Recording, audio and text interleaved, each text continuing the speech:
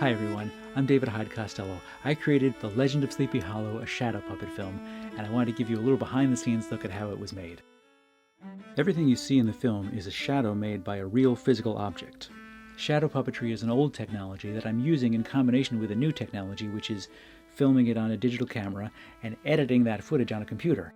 Now there are some advantages to doing that, and one of them is I don't have to have perfect control over all the details of my puppet.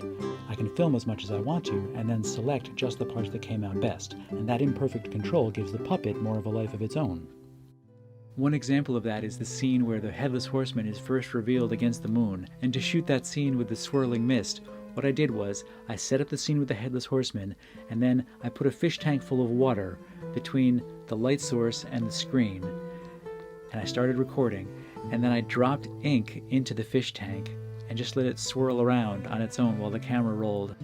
And I just waited, and I didn't know if it was going to work or not. And actually, for a long time, it seemed like it wasn't going to, but then I got that one moment that I really liked that I used in the film. And that brings me to another advantage of doing shadow puppetry on film, which is that you can change the setup completely for each scene and then edit it all together on the computer for the final film. One of my favorite examples is the chase scene, because for that it was really important to me that the Headless Horseman's cape billow out behind him to show how fast they were going.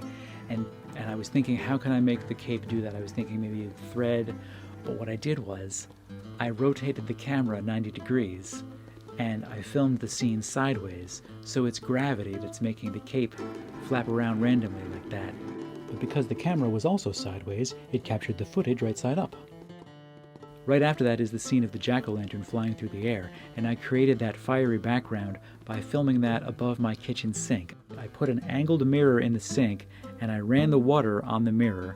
Then I bounced the light off the mirror and onto the screen and filmed from above. Well, I could go on and on talking about this all day. It was so much fun to work on, but that's just a little look behind the scenes. Thanks for watching, everybody. Bye-bye.